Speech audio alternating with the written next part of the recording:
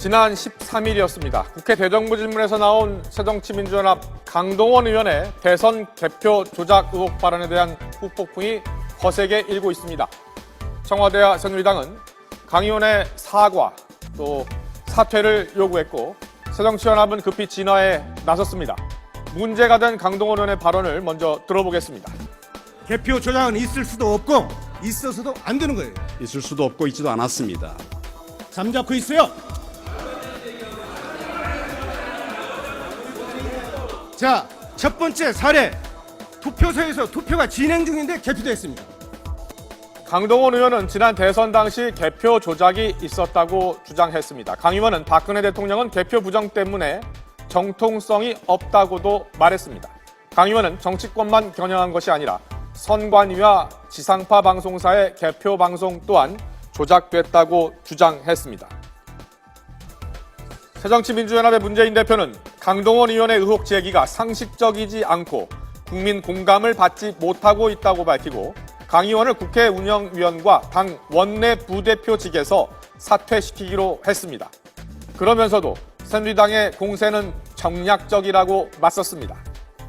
당 내에서는 이 강동원 의원의 제기한 의혹이 그렇게 좀 상식적이지 못하고 또 국민들로부터 공감을 이렇게 받을 수 있는 것이 아니다라는 의견들이 많습니다.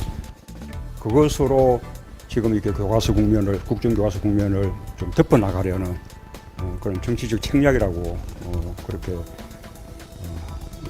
느껴집니다. 새누리당에서도 이 문제를 그렇게 너무 지나치게 크게 이렇게 확대할 일은 아니다라는 말씀을 드립니다. 야권의 대권 주자인 이재명 성남시장은 박근혜 대통령이 당선돼 지난 18대 대선은 3.15 부정선거를 능가하는 부정선거라고 주장하며 투표소 수개표를 요구했습니다. 이재명 시장은 페이스북에 올린 글에서 전산개표 부정의심을 정당화할 근거들이 드러나고 있다며 투표소 수개표를 위해 투쟁하는 많은 분들을 응원한다고 밝혔습니다. 앞서 일부 시민단체에서 법적 근거 없이 전자개표기를 사용했고 선거 결과가 조작됐을 가능성이 있다는 의혹을 제기한 바 있습니다. 중앙선거관리위원회가 18대 대선에서 개표 부정은 없었다며 이재명 성남시장의 의혹 제기를 정면 반박했습니다. 야권의 주요 대선 주자인 이 시장의 의혹 제기가 근거 없고 무책임하다는 비판이 커지고 있습니다. 정수양 기자의 보도입니다. 이재명 성남시장은 어제 자신의 페이스북에 지난 대선은 부정선거였다며 투표소 수개표로 개표 부정을 원천 차단해야 한다고 주장했습니다. 또 정원 스님의 분신을 언급하며 대선 무효 소송을 즉각 속개해야 한다고도 했습니다. 중앙선거관리위원회는 이 시장 발언은 반민주적 행위라고 비판했습니다. 투표지 분류기는 프로그램 조작이 원천 차단된다며 의혹 제기를 조목조목 반박했습니다. 선관위는 앞으로도 근거 없는 개표 부정 의혹 제기에 대하여는 강력히 대응할 것입니다. 8군데 외에는 다 폐기했죠. 왜 이렇게 폐기하냐는 거죠. 이 중요한 개표상 팩스사본, 부영 투표지 분류기, 1분 단위 대표 로고 파일 다 폐기했어요.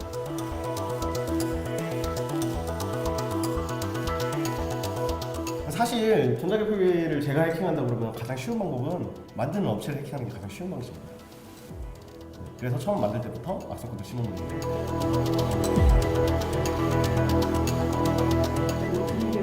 컴퓨터에 심어주는 건가요? 아닙니다. 저 분류기 저 기계 안에도 심을 수 있습니다. 제18대 대선은 가장 악질적이고 조직적인 관권 선거 부정선거였습니다. 민주주의를 송두리째 뽑아버린 중대한 국가 범죄였습니다. 강 의원은 지난 대선이 개표 조작 선거였다는 생각이 강했던 것으로 전해졌습니다. 강 의원은 투표소별로 수개표를 도입하자는 등의 내용을 담은 공직선거법 개정안을 대표 발의하고 입법을 촉구하기도 했습니다. 세 번째 사례입니다. 개표소에서 지역선거관리위원장이 개표 선언을 하기도 전에 전국에 방송되는 선거방송에서는 개표 결과가 국민에게 방송됐습니다. 서울시 영등포구 대림삼동 제7투표구 개표 상황을 보면 영등포구 선거관리위원장이 개표 결과를 공표한 시각이 12월 20일 0시 16분이었습니다. 그런데 중앙선거관리위원회가 언론사에 제공한 개표 결과의 제공 시각이 12월 19일 22시 35분이었습니다.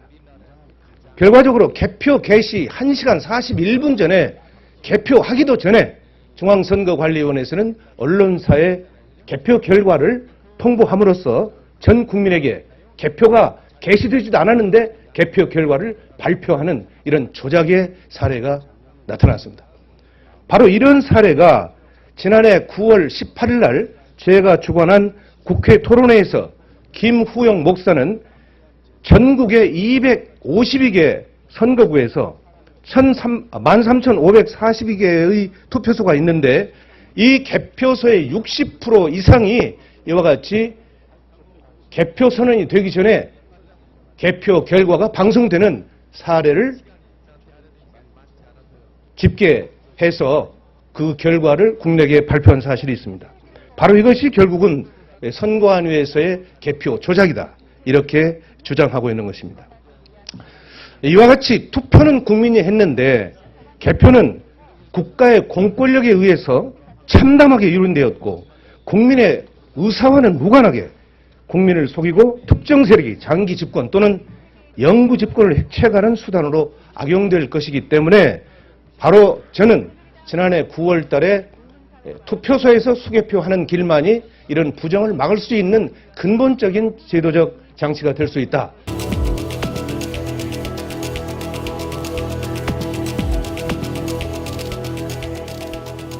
선관위 위원장들이 다 지역의 거의 부장판사급들이지 않습니까? 그럼 그 사람들은 여기까지 그 불법으로 돼 있는 그 개표사항표를 자기네들이 위원 날인을 해가지고 도장을 찍어가지고 그걸로 공표를 하고 그걸로 당선자를 발표를 하고 그 사람들이 다 범법자가 된 거죠. 대법관들은 말할 것도 없고 그러니까 대법관들이 지금 재판을 안 하고 있어요.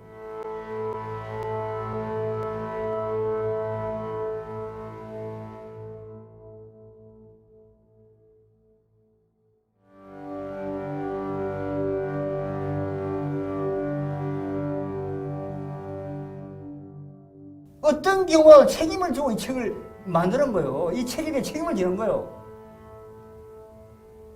주범 김능한 중앙선거관리위원장, 대법관, 국가정보원장 원세훈, 새누리당 총괄본부장 김부성. 심지어 그 이 부정선거 백서는 각 방으로 다 돌렸고 심하게 언쟁도 했고 싸웠고 다 했어요. 그때마다 다 그분들은 덮자. 이 사람들 다 사형이요, 사형. 정규가 사형됐듯이.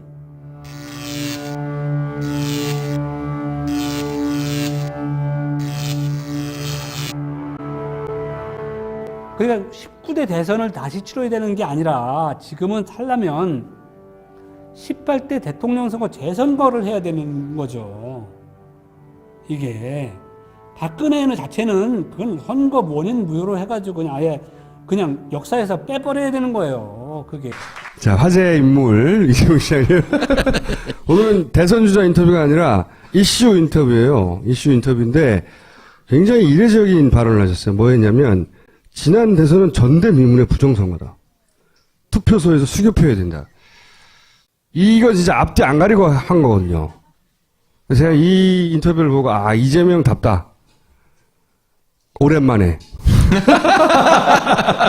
정말 이재명답다, 이 인터뷰는. 그래서 제가 요 이슈로 인터뷰를 한번 하자라고 제가 모셨는데 일단 왜 이런 말을 하셨어요? 해야 되니까.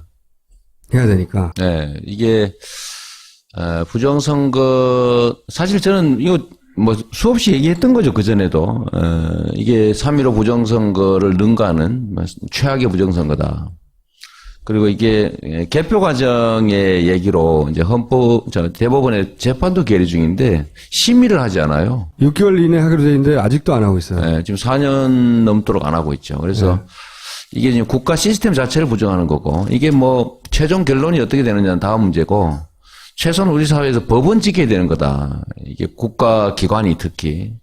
그래서 빨리 수개표 법안도 만들어야 되고, 왜냐하면 그 개표 과정이, 저는 뭐 개표가 부정이었는지는 저는 확신할 수 없습니다. 확신할 수 없는데, 부실했던 건 사실이에요. 네, 거기까지는 뭐 확실하고요. 네. 그리고 그 이전에 예를 들면 뭐 국정원, 또 군, 또 경찰의 수사 결과 발표 과정, 이런 것들이 전체적으로 국가기관들이 개입한 것이어서, 거긴 개입한 건 분명하거든요. 그것만으로도 사실은 수사가 제대로 저는 그것만 해도 선거 무효에 해당된다고 봅니다. 저도 그렇게 생각하는데, 네. 이제 개표에 어떤 문제가 있었느냐를 떠나서 그것만으로도 충분히 이런 문제 제기가 가능하고, 그래서 그런 문제가 아예 없도록 수개표를 하자고 이제 주장하신 거고, 이 주장을 한 첫 번째 대선 주자이자 유력 정치인, 유일해요, 실제. 그래서 저는 굉장히 의미 있는 발언이라고 생각합니다. 그리고, 또, 최근에 이런 보도가 있었어요. 선관위 디도스 공격이 있었는데, 5년 전에. 제가 그거 5년 전에 선거 당일날부터 주장했단 말이죠. 이거 디도스가 페인트 모션이고, 실제로는 그 투표소를 찾지 못하게 만들려고 해킹을 한 것이고, 그러면 이건 이게 내란죄에 해당되는 거다. 네. 하지만 그 특검의 결과는 그냥 디도스만 있었다. 단순한 직원들끼리의 공격이었다. 이렇게 끝났어요. 근데 5년 있다 갑자기 인터뷰가 나왔어요. 내부 고발이. 원래 타겟은 서울시장 보궐선거가 아니고 그 작업의 목표는 4.11 총무였단 말이에요. 총선이었다고 말했거든요. 총선만 타겟이었겠어요? 이 사람이 연루됐던 건 총선이지만 총선을 하면 더 큰 대선을 왜 안 하냐고. 당연히 질문을 이렇게 이어져야 되는 거고요. 그리고 디도스 공격이 실제로 어떻게 했냐. 그러니까 실제로는 해킹을 하려고 하는데 그걸 가리기 위해서 껍데기로 디도스 공격을 한 거죠. 그걸 줄기차게 제가 주장한 사람인데 그때는 음노론자로 공격을 받았죠. 근데 어쨌든 그게 아니라 DB 연결을 바꿨기 때문에 DB를 끊었다고 계속 주장했거든. 그리고 디도스 공격은 검색이 되지 않은 것처럼 보이게 만든 것이다. 이게 페인트라는 얘기란 말이죠. 가장 중요한 말이 이겁니다. 선거마다 이런 팀은 항상 존재한다고 보면 된다. 이게 딱 한 번 제대로 밝혀진, 그렇지만 그걸 중간에 꼬리를 자르고 그 실무자들이 그냥 술김에 화가 나서 우리 디도스나 해볼까? 선관위를, 그래서 검찰의 수사 결과예요. 그렇게 결론을 내버린 사건의 실체는 그것이 예행 연습이었고 그 다음에 총선을 목표로 한 것이며 그런 팀들이 항상 존재해왔다. 이 인터뷰를 보고 나서 당연히 수사를 해야 돼. 특검의 대상입니다. 네. 특검을 해야 되고 그렇다면 이런 팀이 대선에는 존재하지 않았냐 물어야 되거든요. 아무도 묻지 않고 있어요. 이번 대선 어떻게 하려고. 자기 선거운동만 하느라고 바빴어, 다들. 자기 선거운동만 잘하면 저절로 되는 줄 알아 봐. 응? 근데 여기 유일하게 제동을 건, 뭐 큰 힘은 없었지만, 유일하게 문제 제기를 한 분이고, 그러자 중앙선관위는, 기자회견을 해서 발표를 합니다. 선관위가 개표 주장에 근거 없는 주장에 강력 대응하겠다고. 우리가 정권 교체를 하고 싶은 것 이상으로 자기들이 생존하기 위해서 무슨 짓이든 할 거 아니에요. 이때까지 해왔고. 네. 네. 이런 의미에서 말씀하시는 거죠. 꼭 해봐야 된다고. 이게 이제 국가기관들, 그 중에서 특히 이제 대한민국의 소위 기득 정치 세력들은 어떤 경로로도 기득권을 놓지 않는다. 그래서 저는 이런 문제들을 이제 일상적으로 좀 제기해줘야 두려움을 갖는다. 조심이라도 좀 하고 시도라도 좀 줄일 수 있기 때문에 좀 손실이 발생하더라도 이런 문제 지적을 해줘야 되는 거죠. 저는 그때 예를 들면 뭐 국정원이 좀 수준 낮게 자기 이름의 계정을 만들어서 뭐 트위터, 페이스 뭐 댓글 많이 쓰고 했다는데 지금은 훨씬 더 고도화됐겠죠. 당연히 그렇겠죠. 한번 들켰으니까. 네. 안 하는 게 아니라 훨씬 더 은밀하게 고도화된 작전을 당연하죠. 짜고 있을 거라고 보여지고. 그래서 여기에 대해서는 끊임없이 경각심을 가져야 된다는 거죠. 절대 아니죠. 예. 그 타겟으로 세 번째 정도 대상이 되는 분이 이제 이재명 시장이죠. 작업의 대상 맞아요. 언제나 후보들은. 끊임없이 그 판단을 흐리게 만들기 위해서 복합적인 작업을 하는 것을 생생하게 옆에서 지켜본 경험이 있어요, 저도. 생생하게. 그리고 그 생생한 작업에 굉장히 현명할 것 같은 후보들이 넘어갑니다. 왜? 후보도 한 사람의 개인에 불과하거든요. 아무리 팀이 있어도. 불타고 납니다, 사실. 당연하죠. 저도 욱할 때가 있다니까. 사람을 계속 찌르고 옆으로 찌르고 그러면 흥분하게 되고요. 흥분하는 순간 그다음부터 판단력이 흐려지는 거거든요. 왜냐하면 자기 뭔가 꽂히게 되면. 그래서 그게 보여지면 글로 몰고 가요, 계속. 그래서 망가뜨리죠. 그렇게 해서 망가지는 사람들 굉장히 많이 봤고, 시장님도 작업을 당하고 있을 것이고, 좀 망가졌어요. 좀 망가진 것 같아. 근데 이 발언은 저는 굉장히 의미 있는 발언이라고 보고, 따로 꼭 짚어서 반드시 모두가 칭찬해 줘야 된다, 이 발언은. 이거 아무나 할 수 있는 발언 아닙니다. 이 발언을 하는 순간, 그럼 너는 당선된 건 뭐야? 선관위가 실제 그렇게 얘기했어요. 자기가 당선된 선거를 부정하는 것이냐. 그래요. 자기가 맞아요. 당선된 선거 시스템을 부정하는 거냐. 이재명 시장도 이 시스템으로 당선됐는데 강력 대응하겠다 이렇게 얘기한 거죠. 다 그렇게 할 수는 없으니까. 혹은 그렇게 했는데도 불구하고 당선된 거죠. 아니 근데 시장님 말씀 중에 저 대목이 있었나요? 선관위가 개표 조작을 했다? 조작은 아니고 개표 과정에 부실한 게 있었다 이렇게 얘기했죠. 근데 그걸 자기들은 개표 조작이라고 이렇게 주장하더라고요. 근데 저는 개표 조작을 하지 않았는데 자기 발이 제 발 저린 건지 제가 개표 조작 주장을 했다고 주장하더라고요. 네. 저도 선관위 모두가 한 몸 한 뜻이 돼서 이걸 했다고 생각하지는 않아요. 선관위가 이렇게 발끈하는 것도 어느 측면에서 이해는 가요. 하지만 선관위가 발끈할 수가 없는 게 이런 게 있잖아요. 당한 게 있고 실제 당했던 일조했던 이렇게 되려면 둘 중에 하나거든요. 선관위 모르게 선관위를 해킹했거나 아니면 내부에서 누가 공주했거나 그렇잖아요. 당했다 하더라도 이런 말 할 수 없는 거예요. Anyway, 문제 제기를 하셨고 그 문제 제기는 널리 알려져야 된다고 생각하기 때문에 제가 모신 게 하나가 있고 나온 김에 짧게 새로운 공약이 있어요? 이런 식으로 약 올린다니까. 한 2개 정도 얘기해 보시고. 아니 저는 국가 경제가 되살아나는 유일한 길은 노동권 강화 그리고 그다음에 복지 강화. 그 중에서도 이제 기본소득 강화를 해야 된다는 거고.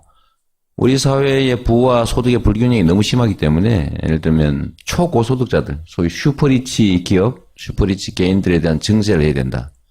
그걸 통해서 복지 확대를 통해서 국민들의 가처분 소득을 늘려야 되고 그렇게 해서 경제 선순환을 다시 시작해야 된다. 이런 얘기하고 있죠. 근데 그 중에 핵심은 법인세, 초고소득 법인들 440개 증세하면 15조 만들 수 있고 10억 이상, 10억 이상 버시는 분 혹시 있으시면 환해도 괜찮은데 10억 이상에 대해서만 10%포인트 증세하면 한 2조 5천억 생기니까 그걸로 우리 필요한 국민의 가처분 소득을 늘리는 복지 정책, 보육 정책, 의료 정책 이런 거 좀 하자. 그렇게 하고 있습니다. 그리고 성남시를 하는 거 보니까 잘할 것 같아요. 예. 이럴 때 전원책 변호사가 있어야 돼요. 그러니까 10%가 아니야 8.7%지 막 그러면. 오늘부터 드디어 이제 복지 포퓰리즘이다. 이런 걸 공격이 좀 들어와서 저는 좀 기쁜 생각으로 이제 대응할 생각입니다. 개표 방송은 중앙선관위가 주도한 대국민 사기극입니다. 중앙선관위 발표, 총투표자 수도, 총투표일도, 총투표수도 방송과 모두 틀리다. 지금부터 직접 확인하시기 바랍니다.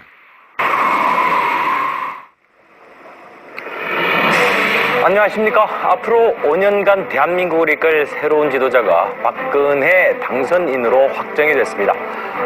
특집 좌담 새로운 대한민국을 시작하겠습니다.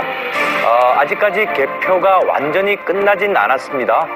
그래서 먼저 이 시각 현재 개표 상황을 보시겠습니다. 네, 2시 55분 현재 개표 상황 알아보겠습니다. 개표 99.7%가 진행되고 있고요. 박근혜 당선인의 당선이 확정된 상황입니다. 51.6% 득표를 했습니다. 네, 당선됐습니다. 전국 개표 상황입니다. 개표율 99.7%입니다. 박근혜 당선인의 당선이 확정된 상황에 51.6%가 진행됐고요. 2위는 민주통합당 문재인 후보입니다. 48%입니다. 네, 2부 시작합니다. 자, 먼저 이 시각 개표 상황을 먼저 한번 보겠습니다. 거의 막바지인 것 같은데요. 전해주시죠.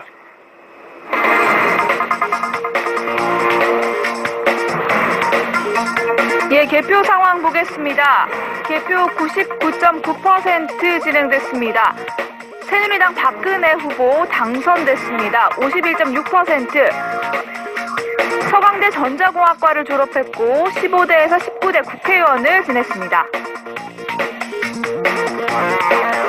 네, 전국 개표 상황입니다. 개표 99.9% 진행됐습니다. 새누리당 박근혜 후보 51.6%, 2위는 문재인 48%. 이제부터 중앙선거조작원 선거통계 시스템에 접속해 보겠습니다.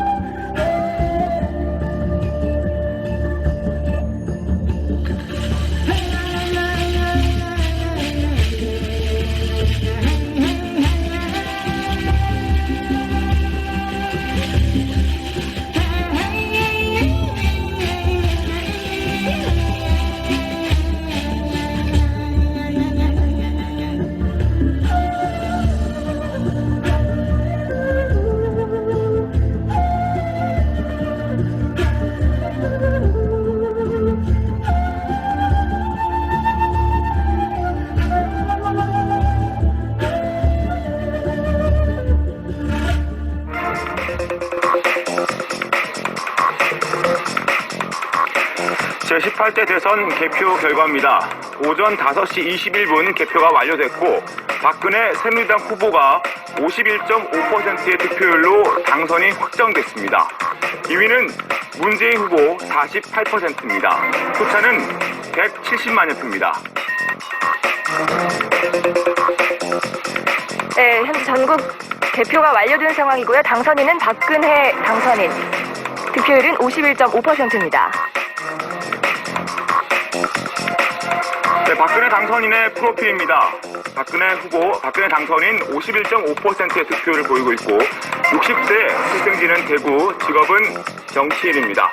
학력은 서강대 전자공학과를 졸업했고 15대부터 19대까지 5선 국회의원으로 전 새누리당 비상대책위원장을 역임했습니다. 네, 이번에는 경남도지사 득표율 전해드립니다. 2012년 12월 20일 새벽 1시 35분 CBS 도성애 기자. 새누리당 박근혜 후보는 51%가 넘는 득표율을 기록하며 제18대 대통령에 당선됐다. 20일 오전 1시 25분 현재 96.5% 개표가 진행된 상황에서 박 후보는 1,500만 표가 넘는 51.63%의 득표율로 당선을 확정지었다. 본 기사는 구글에서 노컷뉴스 51.63%로 검색하세요. 5.16.3은 1961년 5월 16일 새벽 3시에 시작한 5.16 쿠데타에서 숫자만 따온 이름이라는 얘기도 나오고 있습니다. 국정원의 뿌리가 박정희 정부 시절에 중앙정보부에 있기 때문입니다. 결국 국가정보원이 감청 프로그램을 구입했다는 의혹은 기정사실화되고 있습니다. 뒤에 이어질 리포트를 보시면 아시겠습니다만 총선과 대선을 앞둔 민감한 시기에 불법이라는 사실을 알면서 감청 장비를 들여온 이유가 뭔지에 대한 의문점은 점점 커지고 있습니다. 어제 치러진 대통령 선거로 새누리당의 박근혜 후보가 제18대 대통령에 당선됐습니다. 50대 이상의 득표율에서 크게 앞선 박 후보는 문재인 후보를 108만여 표 차이로 눌렀습니다. 김상엽 기자의 보도입니다. 오늘 새벽 1시 27분 KBS의 최첨단 당선 예측 시스템인 디시전 K가 박근혜 후보의 18대 대통령 당선을 확정했습니다. 후보들의 막판 각축전만큼이나 관심을 끄는 것이 있다면 바로 전자개표 시스템. 컴퓨터가 결과를 바로 읽어 일일이 손으로 세고 확인하는 수고를 덜게 된다. 각 후보한테 그 분류가 된 그 표는 그 상태로 중앙선거일 전산실로 보내지게 되면은 또 그 데이터가 방송국 서버를 통해서 방송국으로 보내지게 돼서 실시간으로 국민들이 이 개표 실황을 볼 수 있도록 그렇게 이제 제공이 되는 시스템입니다. 이 신통한 기계의 판독 능력을 시간당 15,000장. 투표 마감 후 3시간이면 당락이 판가름난다. 모든 그 개표소에서 이 전자 개표기를 사용을 하기 때문에 아주 확실하게 달라진 그 개표의 모습을 아마 볼 수 있을 겁니다. 네, 여러분 소중한 한 표 한 표 그 행사한 지 이제 2시간이 지났습니다. 네, 그럼 지금부터 개표 상황 확인해 볼까요? 네, 개표가 빠르게 진행되고 있는 현재 전국 개표율입니다. 네, 투표율입니다. 개표율 네, 전국 개표율이 6.6%로 현재 상당히 빠르게 진행이 되고 있습니다. 오늘 마감된 투표율도 함께 보시겠습니다. 잠정치입니다. 전국 투표율 75.8%, 상당히 높은 투표율을 보였습니다. 네, 그럼 지금 자, 이 시간까지 잠정 집계된 전국 투표율 상황입니다. 전국 투표율 75.8%로 집계되고 잠정 집계되고 있는 상황입니다.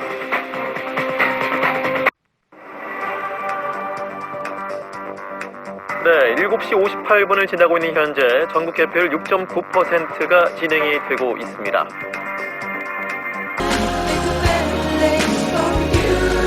전국 상황 보시겠습니다. 지금 박근혜 후보가 51.6%를 득표해서 2위 문재인 후보보다 3.7%포인트 앞서고 있습니다. 네, 예측 분석실입니다. 이제 개표가 한 6... 네, 이번 대선 투표율 75.8%입니다. 지난 대선 때보다 10%포인트 이상 높아졌는데요. 87년 대선 이후에 지속적으로 낮아지던 대선 투표율이 처음 반등한 겁니다.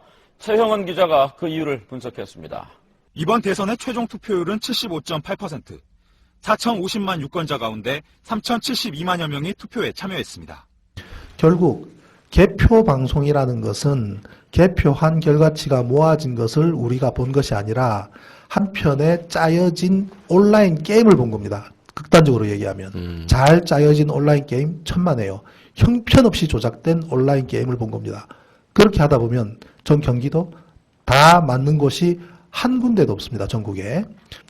자, 선거 전 이미 개표 결과표를 만들어 두었다. 저는 뭐 진실의 길에서 보도를 한 것이 아니라 오마이뉴스에서 보도한 것을 그대로 토스한 것인데 선거 전 이미 개표 결과표를 만들어 두었다. 무슨 내용이냐면 선거 하루 전날, 선거가 12월 19일인데 하루 전날인 18일 날 개표 결과표가 만들어 있더라는 겁니다. 그 파일을 그것도 파일도 중앙선관위가 자신들의 홈페이지에 올려놓은 표예요. 그거를 다운받아서 파일을 분석했더니 최종 수정 일자가 선거하기 하루 전날이라는 얘기입니다. 그러면 저것이 성립하려 그러면 중앙선관위의 컴퓨터가 날짜가 그 이전 날짜로 세팅돼야 되는데 공적기관이 그게 가능한 일입니까? 그리고 한 사람도 아니고 조직적으로 집단적으로 말이 안 되는 얘기죠. 그래서 개표 결과표를 하루 전에 만들어 둔 것이 사실입니다. 그것이 그러면 개표 결과표를 만들어 둔 거대로 방송사에 던져줬다라는 의미입니다. 끔찍한 얘기죠. 자, 그것은 보십시오. 우리가 투표를 하고 투표한 결과가 투표한 박스에 모이고 그것을 개표를 하죠. 그 다음에 개표한 결과를 중앙선관위에 보내주면 중앙선관위에서는 여러 군데서 올라오는 예를 들면 한 지역의 각 모든 투표구에서 올라오는 자료를 취합해서 그때그때마다 일정 시간마다 덩어리로 방송사에 보내주고 그럼 방송사는 보도를 하고 국민은 그거를 귀로 듣는 거 아닙니까? 그렇게 알고 순서가 있죠. 그렇게 네. 돼야 되죠. 네. 그럼 개표 결과가 중앙선관위로 가고 중앙선관위가 방송으로 가고 방송이 우리한테 온다면 그 모든 과정에서의 합산은 일치할 겁니다. 그죠? 그렇죠. 일치해야 되죠. 틀리면 안 되죠. 그런데 맞는 곳이 단 한 군데도 없습니다. 전국이에요? 전국에.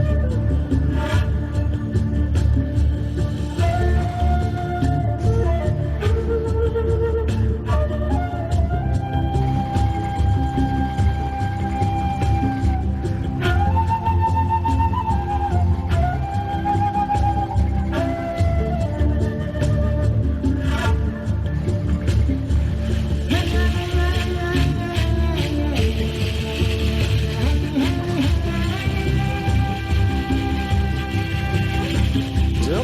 기어하시던데? 약간 왼쪽으로 휙길게 나와요. 왼쪽으로 팍 하고 이렇게 옆에져 이게. 자, 다시. 제가 한번 턱 튀겨 이렇게. 그리고서 왼쪽으로 돌죠. 이게 뭔지 몰라서 그때 아이.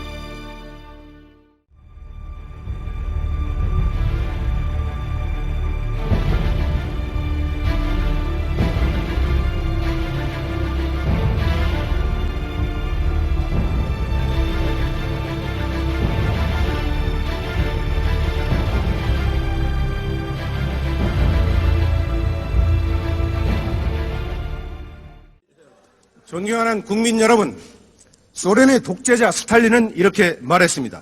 투표는 인민이 하지만 개표는 권력자가 한다. 투표하는 자는 아무것도 결정하지 못하고 개표하는 자가 모든 것을 결정한다고 말했습니다. 소련의 독재자 스탈린이 말한 이 현상이 대한민국에서 지금 벌어지고 있습니다. 결론적으로 박근혜 대통령의 정통성은 없습니다. 선거 부정, 개표 조작의 증거들이 명명백백하게 밝혀지고 있기 때문입니다. 오늘날 사법부와 행정부는 권력의 시녀가 되어버렸습니다. 박정희는 군사 쿠데타로 권력을 찬탈했고 그에 따라 박근혜는 선거 쿠데타로 권력을 잡았습니다. 박근혜 정권의 정체성은 과연 무엇입니까? 뼛속까지 친일에 피가 흐르는 친일파 후예들이 권력의 중심에서 역사를 왜곡하는 정권, 유신 잔당들이 광풍으로 박정희 유신 망령이를 부활시키는 정권, 수구 반통일 세력들이 민족 통일을 외면한 정권이라고 저는 규정합니다. 저는 국민의 이름으로 대법원장과 중앙선거관리위원장께 요구합니다. 대법원은 18대 대통령 선거 무효 소송을 당장 속개하십시오. 대법원은 중앙선거관리위원회의 선거 사범들을 국헌 물람죄로 엄중히 처벌할 것을 요구합니다. 중앙선거관리위원회는 전자개표기를 없애고 투표소에서 수개표할 것을 요구합니다.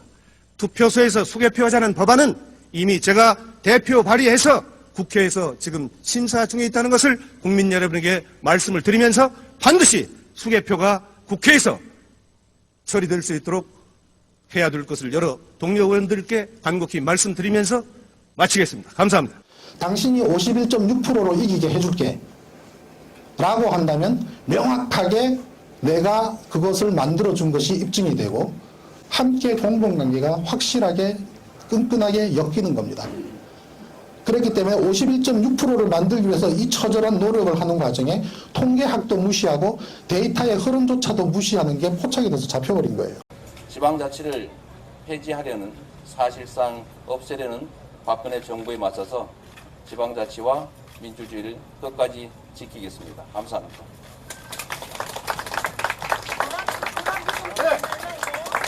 여러분,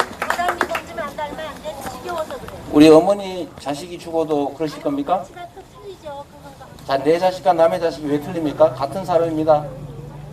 우리 어머니 같은 사람들이 나라를 망치는 거예요. 어떻게 사람이 죽었는데 저런 소리를 합니까? 본인의 자식이 그 일을 당하는 날이 있을 겁니다. 자, 혹시 질문이 있으면 제가 답을 드리도록 하겠습니다.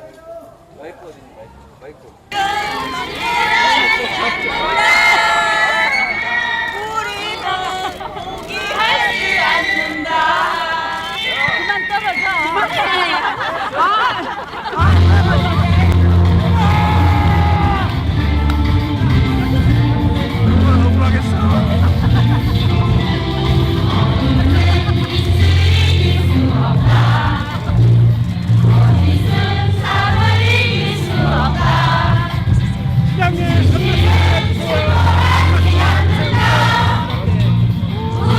지금 바로 시작해야 됩니다. 국가의 이름으로 수없이 많은 사람을 죽였습니다. 진실을 규명하지 못하게 하는 거 이제 다시 넘어서 그 아이들 건져와야죠. 국가가 국민을 위해 존재한다는 사실을 우리가 꼭 보여줘야 됩니다. 화이팅! 화이팅! 화이팅!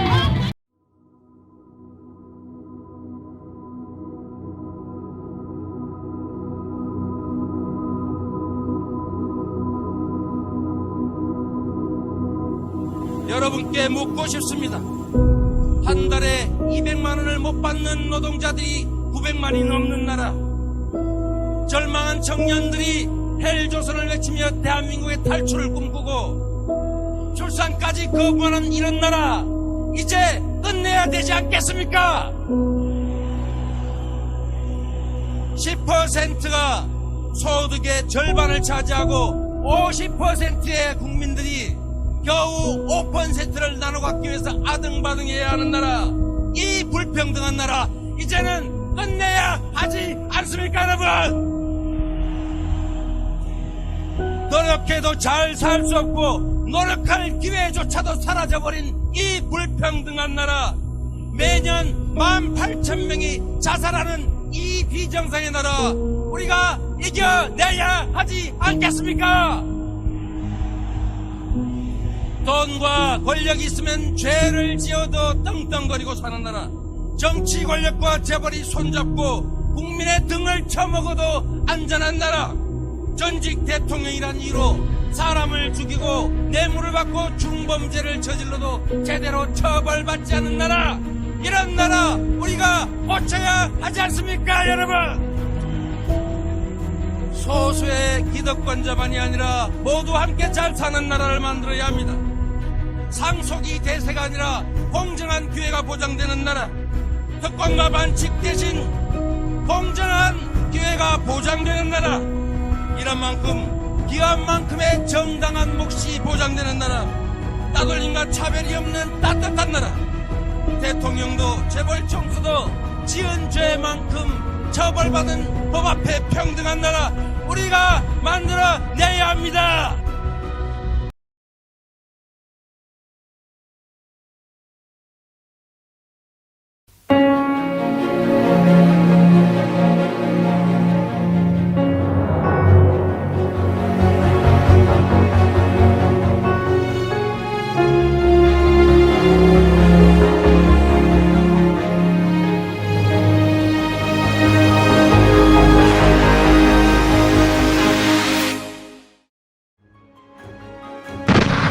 비록 그것이 정의라 할지라도, 비록 그것이 진리라 할지라도, 권력이 싫어하는 말을 했던 사람은, 또는 진리를 내세워서 권력에 저항했던 사람들은 전부 죽임을 당합니다. 한국에서 부귀영화를 누리고자 하는 사람은 모두 권력에 줄을 서서 손바닥을 비비고 머리를 조아려야 한다.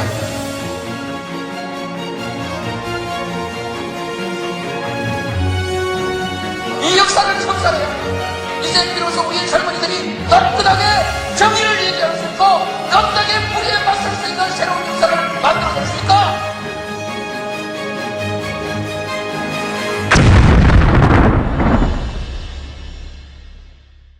반칙 대신 공정한 기회가 보장되는 나라, 이런 만큼 기업만큼의 정당한 몫이 보장되는 나라, 따돌림과 차별이 없는 따뜻한 나라, 대통령도 재벌 총수도 지은 죄만큼 처벌받은 법 앞에 평등한 나라, 우리가 만들어내야 합니다.